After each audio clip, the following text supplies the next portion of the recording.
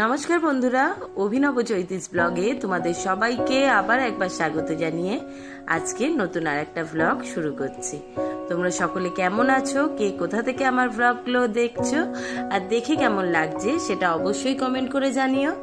ভালো লাগলে লাইক করো, বন্ধু বান্ধবের সঙ্গে শেয়ার করো। যারা ইউটিউব থেকে দেখছো তারা চ্যানেলটাকে সাবস্ক্রাইব করে দিও, পাশে থাকা বেল বাটনটাকে অল করে দিও। আর যারা ফেসবুক থেকে দেখছো তারা পেজটা অবশ্যই ফলো করো। আজকে বৃহস্পতিবার, সন্ধেবেলা সন্ধে পুজো দিয়ে তেমন বিশেষ কিছু কাজ ছিল না, রান্নারও সেরকম কিছু ছিল না, অল্প যেটুকু করবার ছিল দুপুরবেলাই সারা যাচ্ছে। আর দাদা এখনো অফিস থেকে আসেনি, তবে ওর কাছে এক্সট্রা চাবিটা রয়েছে।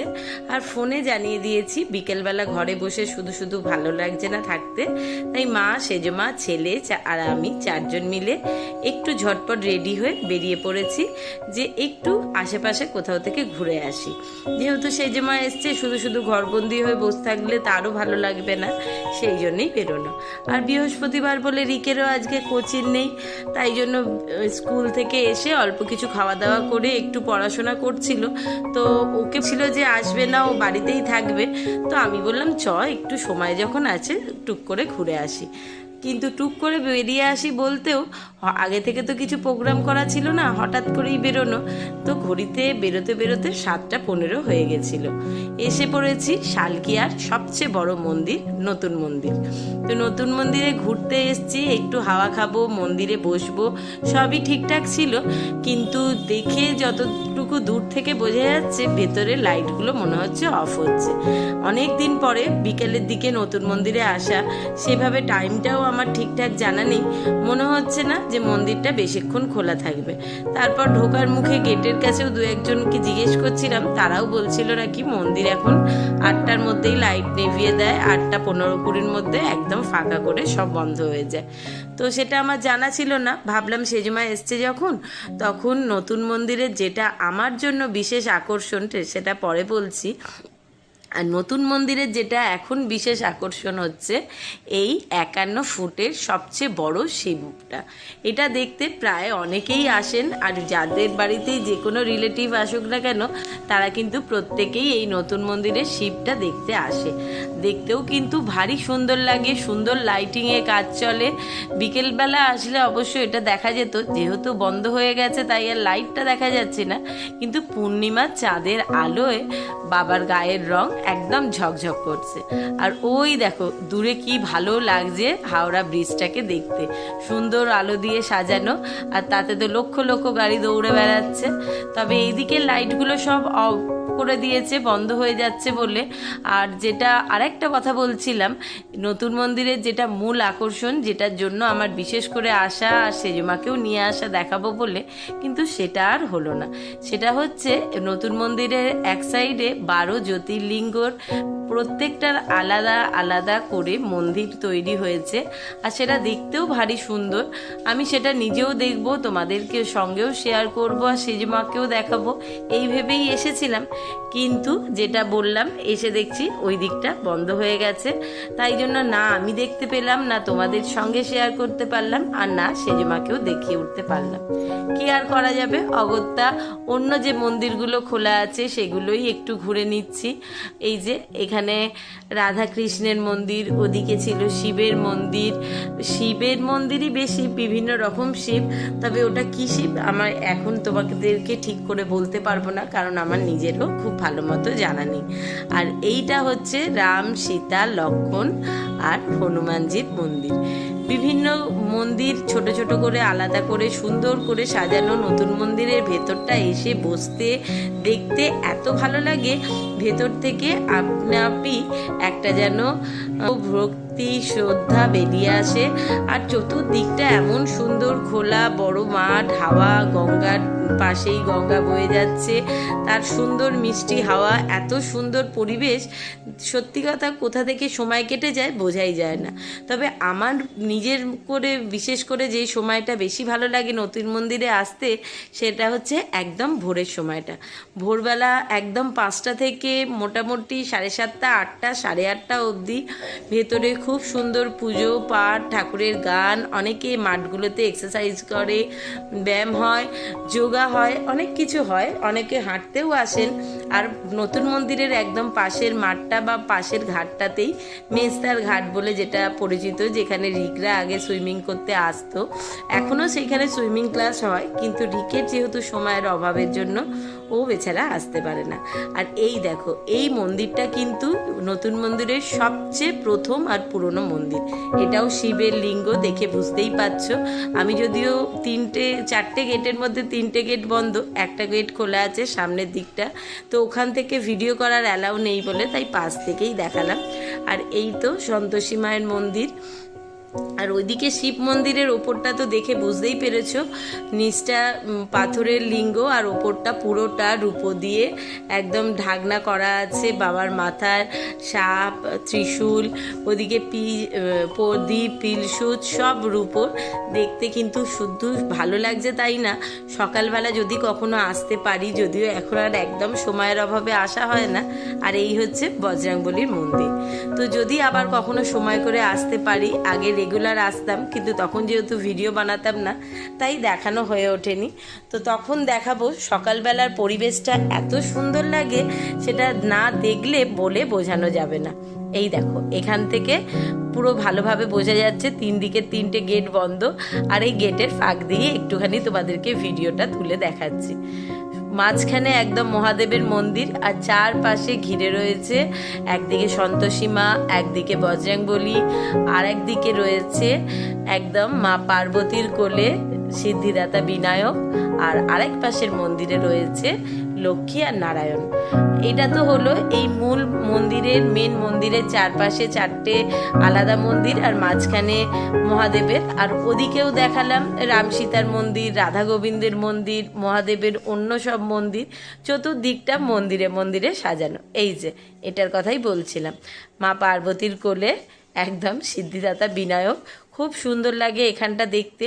আর সকালবেলাতে প্রত্যেকটা মন্দিরে আলাদা আলাদা পূজারী আলাদা আলাদাভাবে প্রত্যেকটা ঠাকুরের পুজো করেন, দেখতে তখন আরও সুন্দর লাগে। আর ওই যে বড় শিবটা তোমাদেরকে ঢোকার সময়তে প্রথম দেখিয়েছিলাম 51 ফুটের, তো ওই শিবটা কিন্তু আমি ঠিক সালটা মনে করে বলতে পারবো না, তাও দেখতে দেখতে মনে হচ্ছে বছর 7-8-এর বেশি হয়ে গেল। ওটা যখন আমাদের রাষ্ট্রপতি ছিলেন প্রণব মুখোপাধ্যায়, তখন উনি কিন্তু এই শিব মূর্তিটাকে হয়েছিল, উনি এসেছিলেন করতে। মন্দিরের চারপাশ প্রায় ফাঁকা হয়ে এসছে, আস্তে আস্তে সকলকেই বার করে দিয়েছে। আমরা কিছু মানুষ এখনো আছি, ওই যে মাও ঘুরপাক খাচ্ছে, কারণ ওই দিক থেকে মন্দির থেকেও এবার বলছে আস্তে আস্তে সকলকে বেরিয়ে যেতে। তো চলো, আমরাও এবার মন্দিরে যেটুকু ঘোরা হলো, এবার বেরিয়ে পড়ি। যদি সময় হয়, সেজমা তো এখন আছে এখনো বেশ কিছুদিন, তো আবার সময় হলে অন্য আরেকদিন আসবো।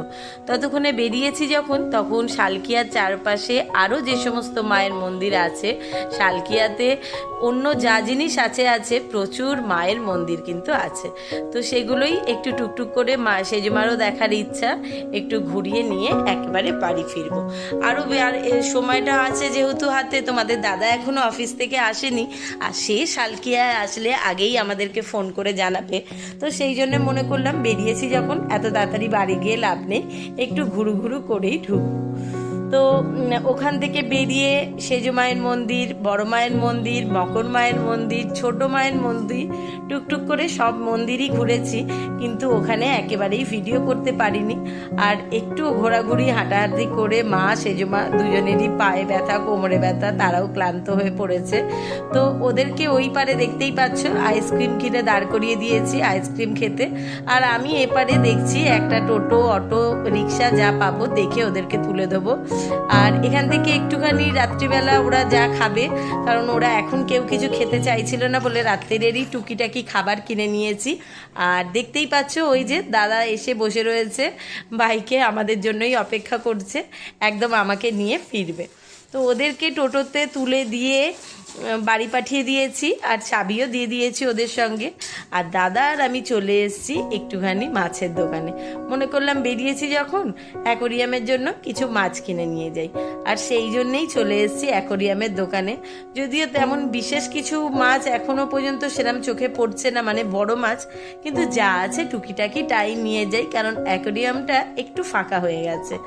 তো বিশেষ করে রবিবার দিনগুলোতে আসলে বা সোমবারের মধ্যে আসলে একটু ভালো মাছ, সুন্দর গাছপালা থাকে অ্যাকোরিয়ামে। যেহেতু আজকে বৃহস্পতিবার, সপ্তাহে প্রায় অনেকটাই শেষ হয়ে এসছে, তাই জন্য এখন মাছের অ্যাকোরিয়ামগুলো প্রায় শূন্য। তো এরই মধ্যে থেকে পছন্দ করে কী মাছ নেবো করতে ওই রেড টেলগুলো ভালো লাগলো, মনে করলাম ওই দুটো নিয়ে নিই, আর দেখা যাক কী মাছ পছন্দ হয়। একটু ঘুরে ততক্ষণে দেখতে থাকি, তারপর একেবারে মাছ কিনে নিয়ে সোজা ফিরবো বাড়ি। ঘড়ির কাঁটাও বলছে প্রায় 9:30 বেজে গেছে, আর সেই সঙ্গে আজকে বাইরে গরমটাও বেশ, জানো মনে হচ্ছে কতক্ষণে বাড়ি ফিরে একদম হুড়হুড় করে জল ঢেলে ভালোভাবে স্নান করতে পারলে তবে শরীরটা ঠান্ডা হবে।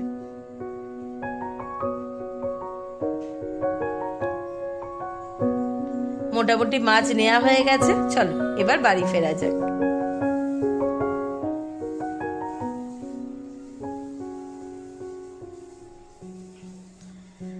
বাড়িতে এসে মুখ হাত ধুয়ে একদম তোমাদের দাদার জন্য বসিয়ে দিয়েছিলাম চা। ওকে চা করে একটু বিস্কিট দিয়ে খেতে দিয়েছি, কারণ হচ্ছে এখন ও বলল রাত্রিবেলা সকলেরই অল্প অল্প একটু খাবার কিনে এনেছিলাম, কিন্তু দাদা বলল তার ইচ্ছা হচ্ছে না, তার জন্য রুটি করে দিতে দুটো। আর আমরা মানে মা, সেজমা আর রিক তিনজনকে ওখানে একটু, ওরা তখন এগরোল খাবে বলেছিল, কিন্তু এগরোলটা রাস্তায় খেতে ইচ্ছা করছিল না, গরমে হেঁটে ওরাও ক্লান্ত হয়ে গেছিল। তো ওদেরগুলোকে দিয়ে তারপর আমি যাব স্নান করতে। তার আগে এই দেখো এই মাছগুলো নিয়ে আসা হয়েছে। এইগুলো হচ্ছে গ্রিন টাইগার, আর দুটো রেড টেল, আর দুটো কিসিং ফিশ। এই যে 6টা মাছ আনা হয়েছে, এগুলো সব থাক, দাদা চা খেয়ে ওগুলোকে ঢেলে দেবে অ্যাকোরিয়ামে।